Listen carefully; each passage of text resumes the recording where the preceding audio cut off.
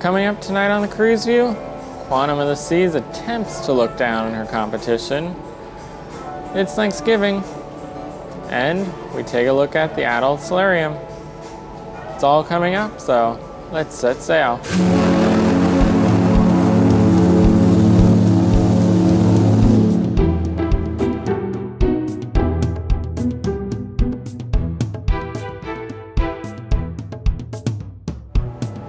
Welcome to day 5 of the Cruise View, the Thanksgiving edition. And today, like the other days, we're going to start off with the top topics that we've been discussing. First of which, of course, is the technology, the biggest issue the Quantum's had up to this point. And today, once again, things haven't changed, haven't really seen any improvements, but luckily, once again, we haven't really seen anything fall apart. So that is somewhat progress for the ship. It seems like most things have gone downhill or progressively gotten worse, so when things are consistently bad, that's actually good. And one of the technologies that's of course been getting a lot of attention is the Vistoramas and robots in 270.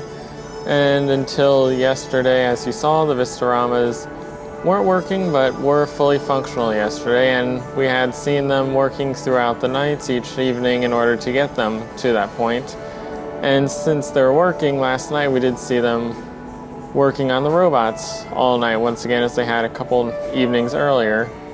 And this afternoon there was a robot special event scheduled. I showed up about 15 minutes after it was scheduled to start, didn't see anything going on, so I'm not sure if they canceled it because the robots weren't working or if it really was that short.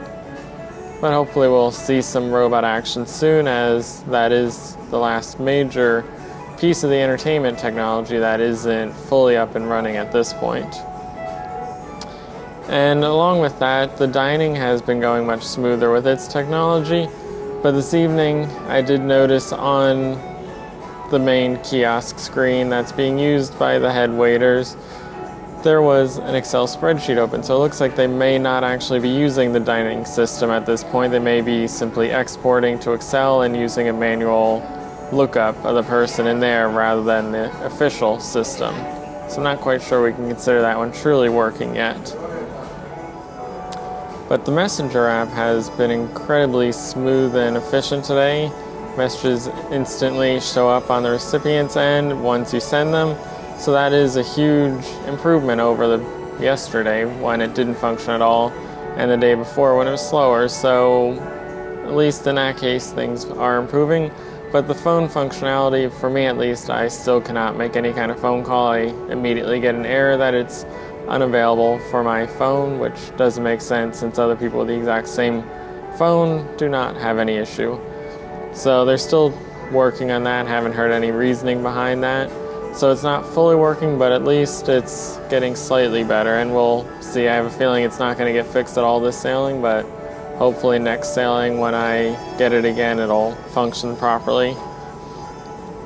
But speaking of next sailing, that's not an inaugural, so we'll look at the inaugural aspect of this one once again. And today we went a whole nother day without anybody mentioning the word inaugural.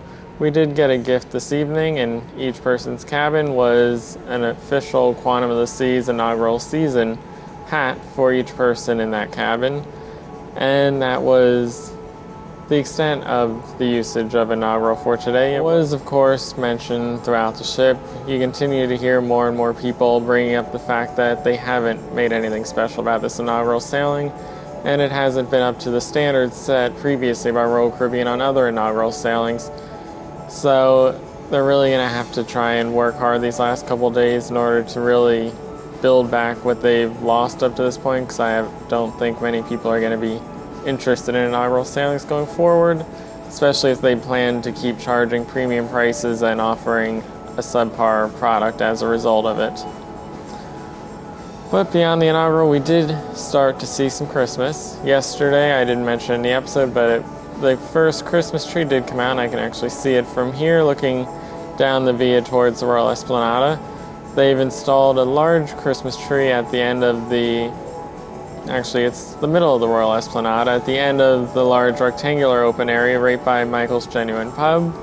and it's about 2 stories tall. It stretches almost to the ceiling, so it is a rather large tree. But for some reason there are no tie lines to it, so it'll be interesting to see just how well that tree stands once we get back north again and start hitting those rougher seas. But there was a second tree that they had at least the framework out for yesterday, sitting right alongside of it. That one has not popped up anywhere. I haven't noticed it at least, so there are more Christmas decorations on board, but at this point nothing else has been installed, so we'll just have to keep an eye out and see what else pops up. So today was not only Thanksgiving, it was a protocol day. It was Nassau with an arrival time at 1 p.m. And as we arrived, the Carnival Magic along with the Norwegian Breakaway were already in port. Both of them arrived this morning at about 8 a.m. And when we first pulled in, things were smooth seas, smooth air, pretty much perfect arrival for us. But as soon as you turned the ship, you could feel that wind pick up, so it was clearly a directional thing that led to those calm conditions. But overall, it was a nice port day. And with the 3 biggest ships in the industry, basically, the top 3 ships, one from each of the major cruise lines, together, it was certainly a sight to see. And of course, Nassau not being the most exciting port, I took the opportunity to spend the day just checking out the 3 ships and comparing them. And so I've seen the Carnival Magic before. Well, not specifically the Magic, but I've seen the Carnival Dream about 5 years ago alongside the Oasis of the Seas. The Norwegian Breakaway, on the other hand, I've only seen from miles away in the middle of the night while passing on the way to Bermuda. So that one was more of a first-time sighting for me. And up to this point, we've heard a lot about the Norwegian Breakaway, the Solstice class, the Quantum class, all basically being the same ship, looking the same, sharing a lot of similarities. When you actually see the 2 next to each other, as they were today, sitting directly across from each other on the same pier, you realize just how unlike the 2 ships are. There are a lot more similarities between pretty much any other ship than those 2.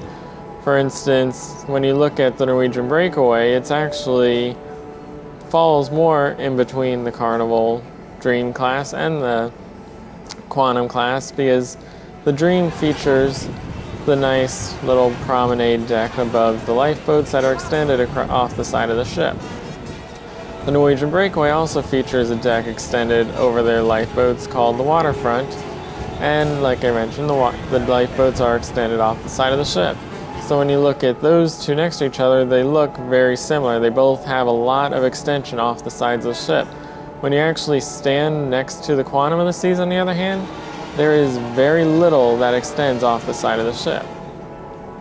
Same with when you look at the Norwegian Breakaway, there's very little definition in the side of her. The balconies extend in a little bit and out. There's not a whole lot to that though, compared to the Quantum class, where it is a very steep indent with those balconies. It is very noticeable, about twice the distance at least of what the Breakaway has. So side by side, they really do not look anything alike. Even the sterns, you've got more of a rounded curve to the Breakaway, whereas the Quantum is a very sharp angle to it. So the similarities really are not there when you truly see them next to each other. In the photos it may look like it, but not in reality. But the one thing that you do notice when you sit all 3 of these ships side by side, they're about the same height. There really is not much difference. Their top decks are pretty much equal. The Carnival Dream is significantly smaller than the Breakaway and the Quantum. And the Quantum, you can very easily notice, is longer than the Breakaway, but the 2 of them are in a similar size range. But the Dream really comes off as looking very small, and when you look at the top decks of them, both the Dream and the Breakaway come off looking very cluttered. There's a lot of stuff up there, and I think the big thing that kind of throws them off is they both have some kind of netting system, a whole like jungle gym type thing that you can walk around. And I know the Breakaway also has the plank that you can walk out over the side. but that entire structure just really leaves the decks looking cluttered and kind of ugly when compared to the Quantum, which surprisingly is clean. It is not the nicest looking top deck, especially when compared to a Freedom or Voyager or Oasis class. But when sat alongside those two, it is miles beyond what they look like. The C-Plex is a very streamlined structure that really leaves it looking clean, and the pool deck itself is very empty. So it looks so much cleaner up there. And when you have three ships like this next to each other, you can sort of see where each ship lines up, and it's very clear that Carnival is basically left behind at this point. The Breakaway and the Quantum could compete with each other. They have a lot of stuff that interests everyone, but the Dream just looked outdated. It certainly did not look like it still belonged as a top level ship at this point. So Carnival does have the Vista class coming out, which will hopefully allow them to catch up with the other ships in the industry and get them on the same page. So at this point, the Carnival Dream's a distant third. It's down to the Breakaway and the Quantum. And this is the day that essentially the Quantum of the Seas had to shine. She was basically put into her first matchup against the Breakaway, a ship that is also based out of New York. So you've got the two newest, biggest ships in the New York market, the two ships that everybody right now is looking at and deciding which do they want to take. And you've got two ships full of people from those markets looking at each of those ships side by side and deciding which would they rather be on at this moment. And unfortunately, the Quantum did not win that battle, and a lot of it had to do with the ship just simply not functioning, especially Northstar. The one thing you noticed very vocally on the top deck was that people would rather be on the Breakaway and are interested in booking it next time, and a lot of that had to do with shortcomings of this sailing. A big one was Northstar, one of the top selling points. Today was a day that truly had to function, and it was broken the entire day. This morning they distributed tickets at 9 a.m. and immediately had another chip issue, just like they did on the Transatlantic. Had to get that replaced. It was down the entire day. It was supposed to be up at 5 p.m. 5 p.m. came, it was still broken. There was a huge line forming of people that were pretty angry with the long delays and the fact that it still has not really operated. It operated day one and then 2 runs one other day, and that's it up to this point, now on day 5. So you now had a line of people up on the top deck staring at the Breakaway, staring at a broken Northstar, and deciding what ship would they rather be on, and it was pretty much unanimous. They were all saying Breakaway at this point. And you had a bunch of Northstar workers standing up on the top deck around Northstar, not communicating down as to what was going on, which did not help the situation. So instead of people riding Northstar, people on the Breakaway seeing the Northstar and being jealous, you had a line of people basically wondering what's going on, confused, getting frustrated, pretty much getting really annoyed with the Quantum and the entire situation at this point. And repeatedly more crew members would head up, say they'd find out what's going on and never return, and later they would come back because they snuck down the other side of Northstar to avoid telling anyone what was going on. So it really did not create a positive situation, and that vibe sort of spread throughout the whole ship.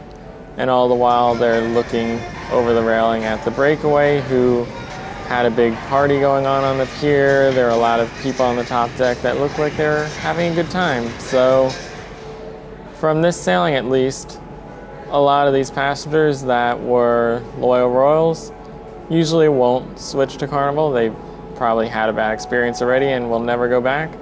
But Breakaway and Norwegian as a whole is an area that you don't often hear of loyal Royals having tried.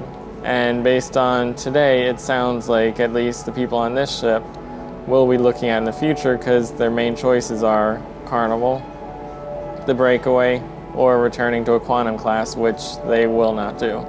So for at least round 1, Royal Caribbean has pretty much had a major loss, and I'm not sure they're going to recover from it anytime soon unless they really put a lot of work into this one, because that was not a very good day for them, and it really should have been a very positive day. They should have had all those people on the Breakaway wanting to get on the Quantum, and instead they had all the people on the Quantum wanting to get on the Breakaway. Not what they were expecting, I'm sure.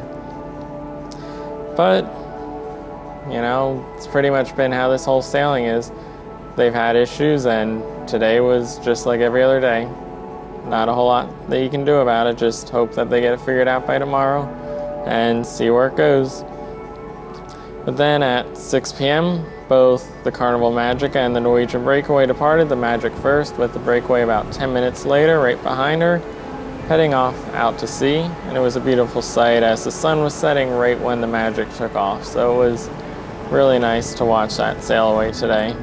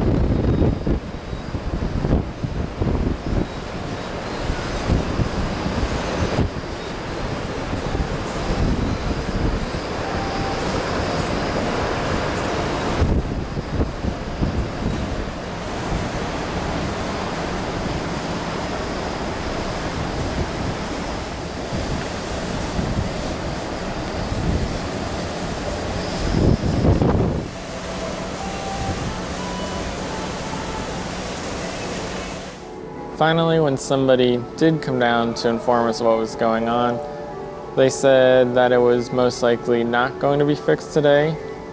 There was a slight chance, but most likely we would not get to ride. They claimed it was a software issue at this point. They fixed the hardware, but they had to switch to a different version of the software or something. They were not very clear on that.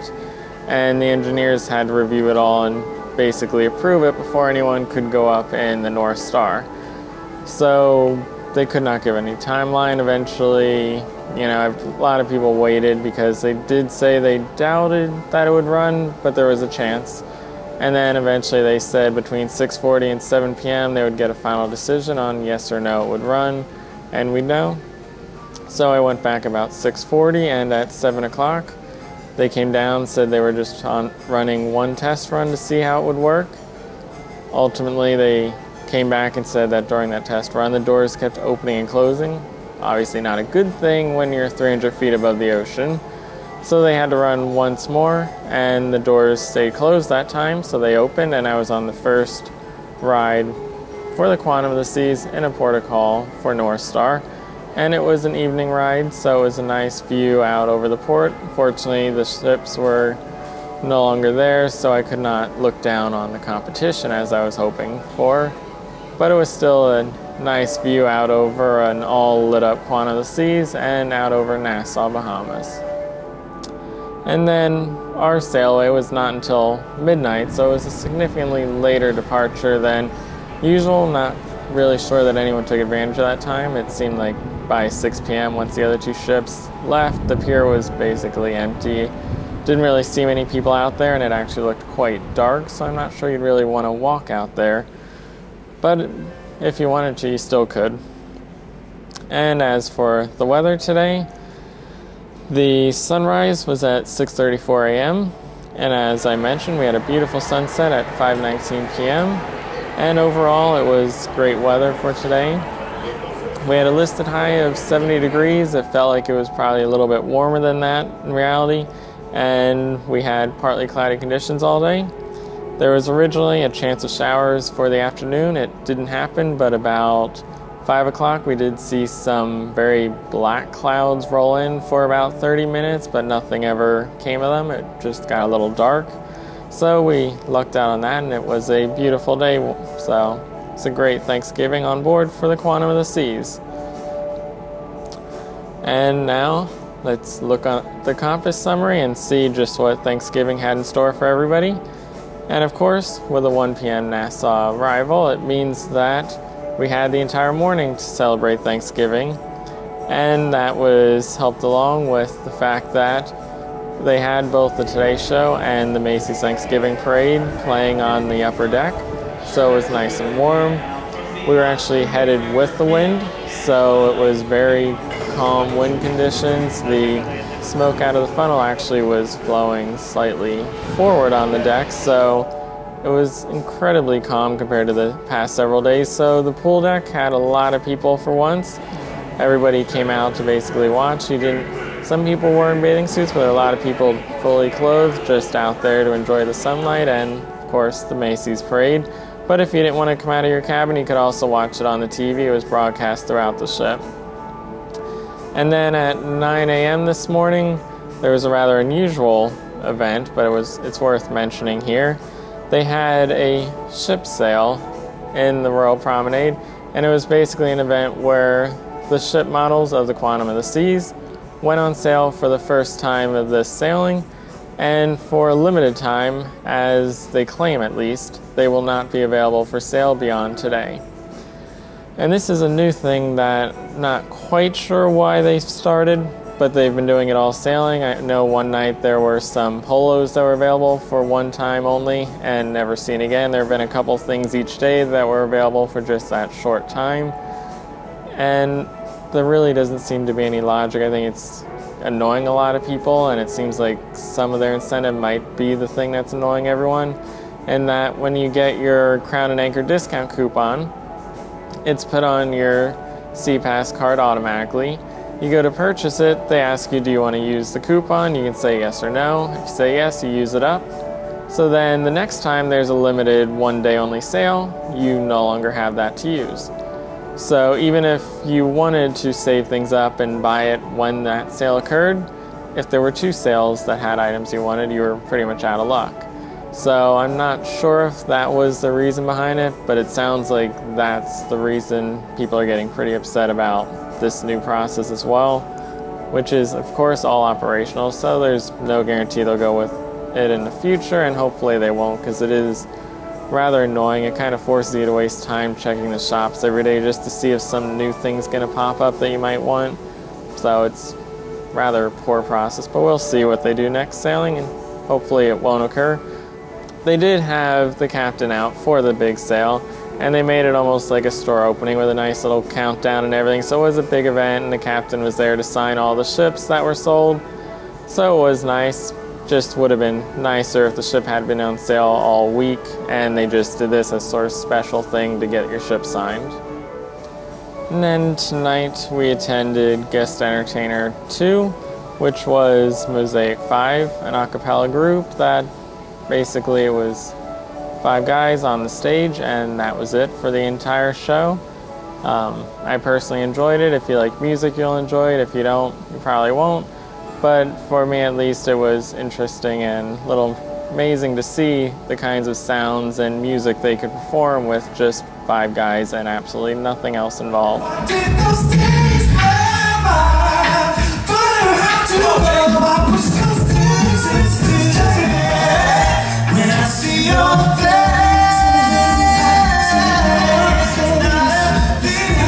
So it was a rather good show. And at the end of that, the Quantum of the Seas broke its brand new cardinal rule: never make ship-wide announcements. When they interrupted the performance right as the curtains were falling with just seconds left in the show, the mics cut out. You heard the beep beep beep and nothing from there. You couldn't hear the message at all. You just heard the mics cut out and the little ding go off. So based on the timing, I'd assume it was for people that hadn't boarded the ship yet that they were waiting on. But it was kind of odd since they've been pushing the whole no ship-wide announcements and then interrupted a production show for it. But the guys pulled it off afterwards and were able to make a joke out of it, so it was all good in the end.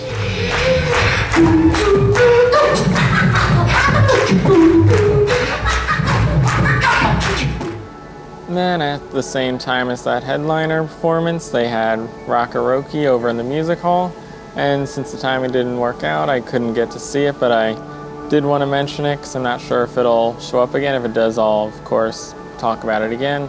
But it's listed as karaoke with a live band in the background. So instead of singing in front of everybody with a track playing, you now sing in front of everybody with a full band performing behind you, so you can really live the rock experience. So it sounds interesting. Hopefully they do it again so I can actually catch it and see if it lives up to the hype. But it's interesting and something new to the Quantum of the Seas. Then tonight, to go along with the active sailing, we're going to start a new topic, the sunny days. And to begin it all, we're going to take a look at the Adult Solarium.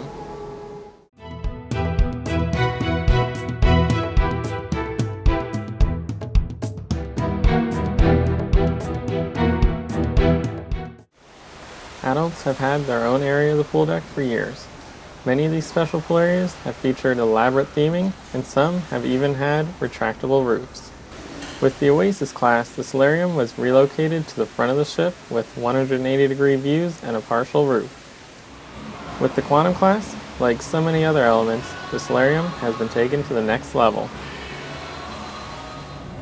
The new Adult Solarium is located on deck 14 all the way forward with a fully enclosed glass wall and roof. The space stretches down to deck 13 above the bridge, and with its high ceilings is up to nearly 3 decks in height at some points, creating a very open environment. With its tiered seating, nearly every area has an ocean view, while the dipping pools themselves are also tiered, flowing down several levels in the center of the Solarium. On the lowest level, to either side, is a pair of hot tubs that share a similar style and size to the cantilevered hot tubs found on the Oasis class. Also located on the lowest level, to either side, is a door that leads out to the bridge wings, allowing for open views down either side of the ship. At the very top of the Solarium in the middle is the Sunshine Bar, the Solarium's pool bar that serves the usual drinks along with a selection of healthy options from Devinly Decadence.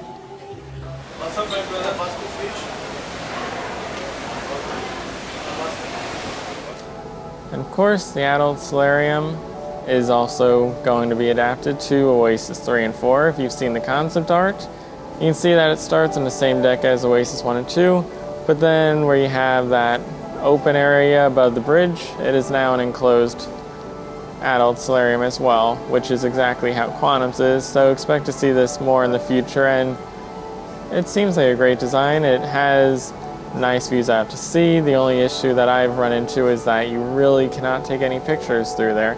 The glass is so reflective that while you can view 180 degrees, you really can't film or take pictures of 180 degrees or really any degree.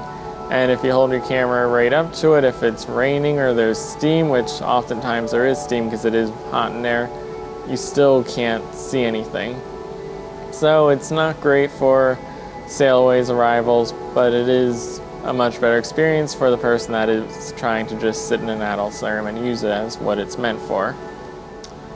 And to go along with the Adult Solarium, today's Daily Dine is part of our Casual Port Days theme with Devinely Decadence, located right in that Solarium.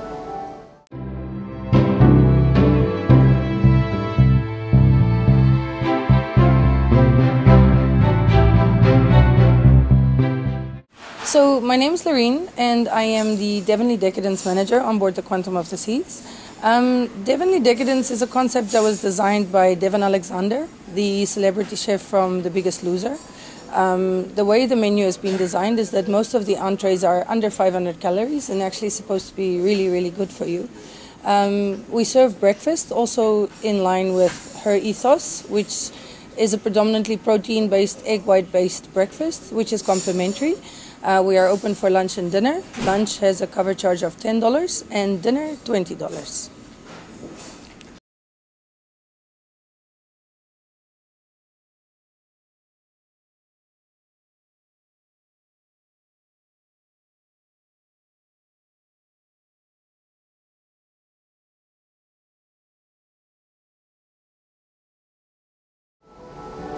And this morning I did eat there for breakfast. which is the free meal that they offer, as I'm sure I mentioned. And I gotta say, it looked like a windjammer, had the feel of a windjammer, but a much higher scale. I'm kind of surprised they aren't charging for it, because all the food just looked like that higher class, higher quality than what you'd expect in a windjammer. And just having somebody seat you rather than walking around, standing in lines, getting your food, then wandering around looking for that empty table. But to have someone just walk you to a table, set you down, and then be able to go grab your food, and it's always empty in there. I don't know if people don't know that it's free or they just don't know it's there, but it's certainly the hidden gem of the Quantum of the Seas when it comes to food. The breakfasts are just incredible, and I'm sure I'll be going there many more times this sailing, as it was definitely worth it and a welcome change from the very mundane and usual items that you'll find up in the Windjammer for breakfast. So that about wraps it up for today. Tomorrow, of course, is Coco Cay. We have an 8 a.m. arrival, and that is the first time I'll be visiting that island, so I'm definitely looking forward to it. And I'll have the full port tour, everything to go along with it, like I do with all the Royal Caribbean ports. So stay tuned for tomorrow. I'm sure it'll be a good one. And as always, I'm Derek Cohn. Stay tuned for the links. And one more thing before those links, forgot to mention, before we pulled into Nassau, we did see a couple ships while sailing in. There were the Carnival Ecstasy. Not sure exactly where she was headed to, but I'm sure I've got it in the lower third for you right now.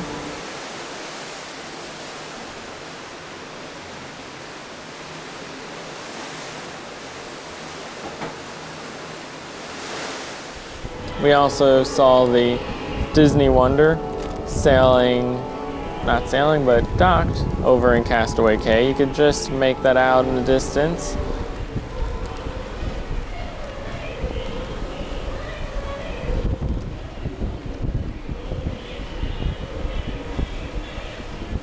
And then we also passed the Enchantment of the Seas, who was heading from Nassau back to her home port in Port Canaveral, so the opposite of what we were doing.